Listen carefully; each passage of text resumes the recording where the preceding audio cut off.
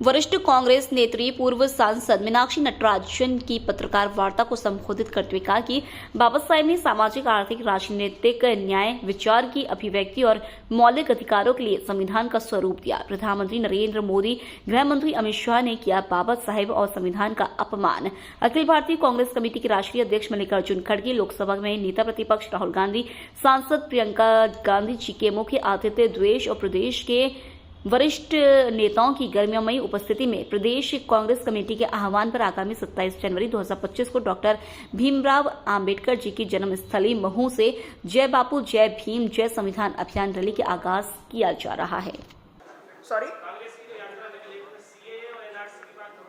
कांग्रेस की यात्रा में वो सारी बातें निकलेंगी जो कि किसी भी नागरिक को उसके नागरिकता के हक से दूर करती है। और ये बहुत स्पष्ट बात है कि जब नागरिकता के प्रमाण मांगे जाते हैं केवल कुछ कम्युनिटीज को टारगेट करके, तो वो हमारे ओवरऑल इंटीग्रिटी के साथ हो रहा बहुत बड़ा कुठाराघात है। और जब भी हम सीएए एनआरसी की बात करते हैं तो हम ये भुला देते हैं कि सबसे ज्यादा अगर कागज की बात आती है तो वो हमारे आदिवासी कम्युनिटीज के लिए मुश्किल होता है उसको पेश करना।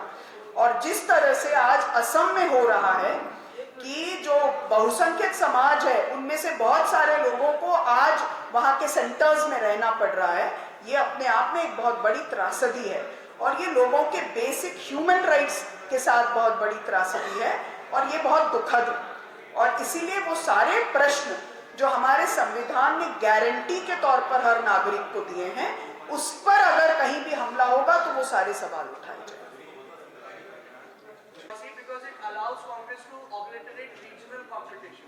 Is it true, and does Congress how will you respond to that? So one, I would say that when we talk about regional parties, we have to recognize the fact that India is a union of state with federal features. This is what is exactly written in our constitution. And today the federalism is under attack. When today the federalism is under attack when the states do not get their share in the GST. Federalism is under attack. When we talk about NEET, when we talk about one language being imposed upon others, then federalism is under attack.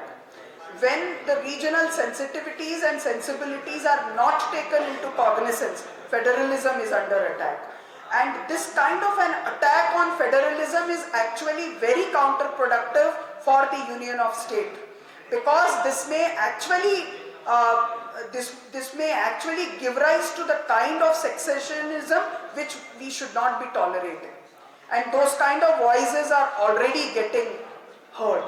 And this is not a very safe situation for us.